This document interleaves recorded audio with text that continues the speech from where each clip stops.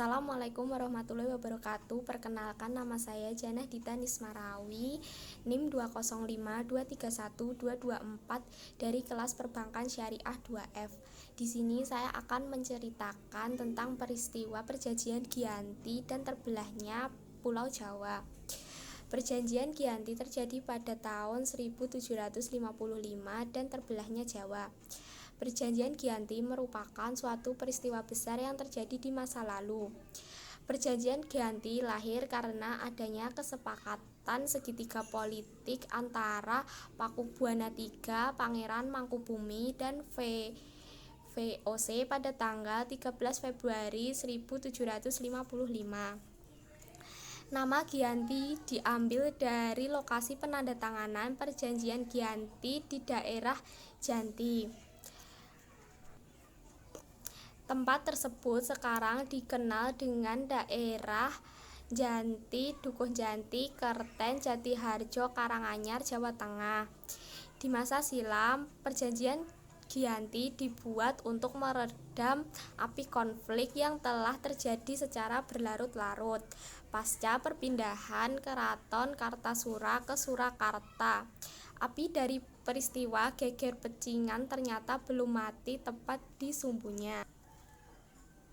Ketika itu, Mangkubumi yang membantu Pakubuwana II dalam meredakan api konflik mendapat hadiah berupa sebidang tanah dari Pakubuwana II.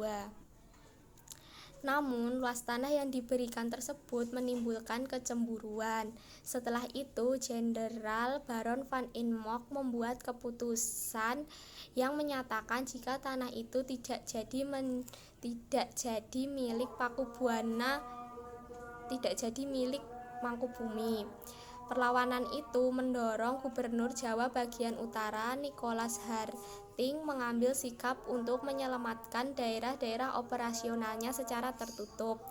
Setelah berkali-kali melakukan perundingan, Harting sepakat dengan keinginan Pangeran Mangkubumi yang hendak menjadi penguasa di tanah Jawa. Pada tanggal 23 September 1754, nota kesepahaman antara Mangkubumi dan VOC terlaksana. Nota tersebut lalu disampaikan ke Pakubuwana III.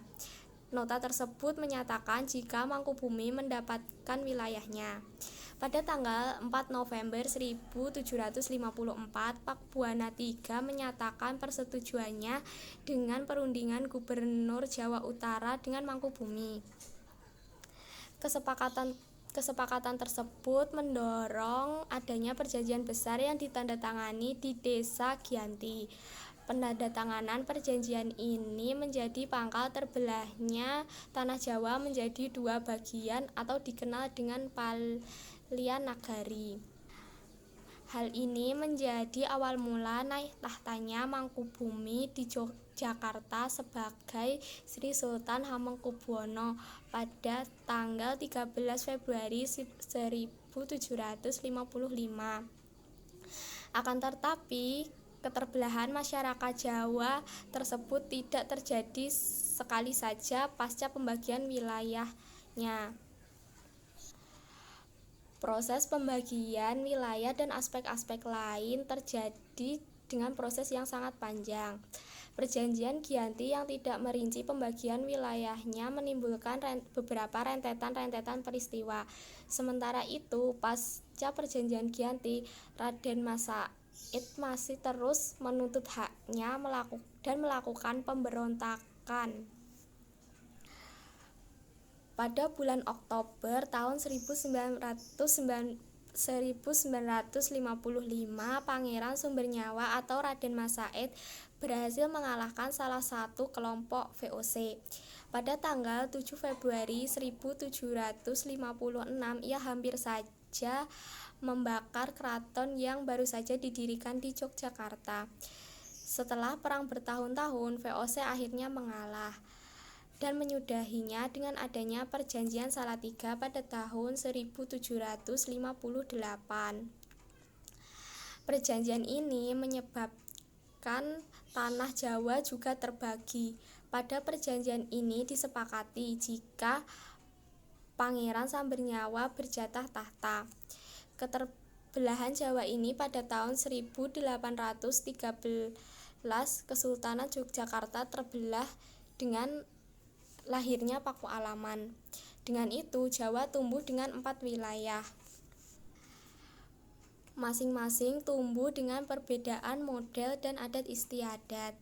Dinamika politik pada masa pertengahan 1940-an mengalami nasib yang berbeda. Hal itu berujung pada perbedaan status hingga hari itu. Di masa itu wilayah Jogja yang berada di Pakualaman menjadi daerah istimewa yang dikenal dengan Daerah Istimewa Yogyakarta. Sekian cerita yang bisa saya sampaikan. Apabila ada tutur kata yang salah dan kurang berkenan di hati, mohon dimaafkan. Wassalamualaikum warahmatullahi wabarakatuh.